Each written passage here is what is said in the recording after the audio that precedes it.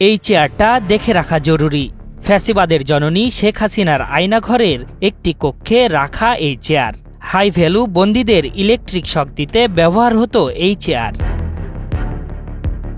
আয়নাঘর দেখে এভাবেই নিজের মতামত ব্যক্ত করলেন ভারতীয় সাংবাদিক অর্কদেব। ভারতীয় গণমাধ্যম যখন একের পর এক অপপ্রচারে ব্যস্ত, তখন অর্কদেব তৈরি করলেন উদাহরণ।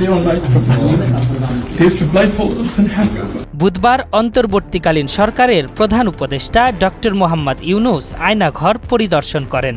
দেশি বিদেশি গণমাধ্যমের প্রতিনিধিরাও এ সময় সেখানে উপস্থিত ছিলেন। এ সময় পেশাগত দায়িত্ব পালনে সেখানে ছিলেন ভারতীয় গণমাধ্যম ইনস্ক্রিপ্ট সম্পাদক অর্কদেব। তিনি এরপর ফেসবুকে লিখেছেন, ডিজিএফআই এর counter terrorism intelligence bureau CTIB এই আয়নাঘরের দায়িত্বে ছিল। সারাক্ষণ একজস্ট ফ্যান চলত এই ঘরগুলিতে।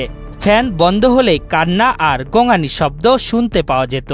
আজ থেকে গোটা বিশ্ব আয়নাঘরের সব ছবি দেখবে। বুধবার প্রতিরক্ষা গোয়েন্দা মহাপরিদপ্তর ডিজিএফআই এর যৌথ জিজ্ঞাসাবাদ সেল এবং র্যাব ২ এর CPC-৩ এর ভেতরের সেলগুলো পরিদর্শন করেন ডক্টর মোহাম্মদ ইউনূস সহ উপদেষ্টা পরিষদের বেশ কয়েকজন সদস্য। এরপর তারা র্যাব সদর দপ্তরের টাস্ক ফোর্স ইন্টেলিজেন্স সেন্টারে যান। প্রধান উপদেষ্টার সাথে দেশের কয়েকটি গণমাধ্যমের প্রতিনিধি এবং ভুক্তভোগীদের কয়েকজন যোগ দেন। আয়নাঘর পরিদর্শন করে প্রধান উপদেষ্টা বলেন, গত সরকার আইএমএ জাহেলিয়াত যুগের একটি নমুনা প্রতিষ্ঠা করে গেছে। এ সময় তিনি জানান, এইসব এভিডেন্স সিলগালা করে রাখা হবে, যাতে বিচারিক কাজে প্রমাণ হিসেবে ব্যবহার করা যায়।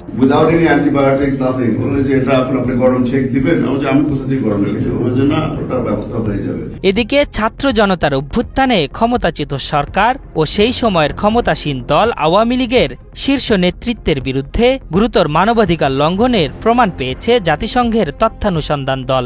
বাংলাদেশে ২০২৪ সালের ১ জুলাই থেকে ১৫ আগস্ট সংঘটিত ঘটনা প্রবাহ বিশ্লেষণ করে জাতিসংঘের মানবাধিকার বিষয়ক হাই কমিশনার দপ্তরের তথ্যানুসন্ধান প্রতিবেদনে এ চিত্র উঠে এসেছে।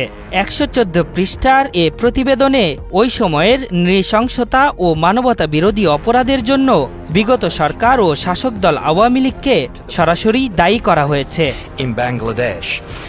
আশরাফুল ইসলাম, ৭১।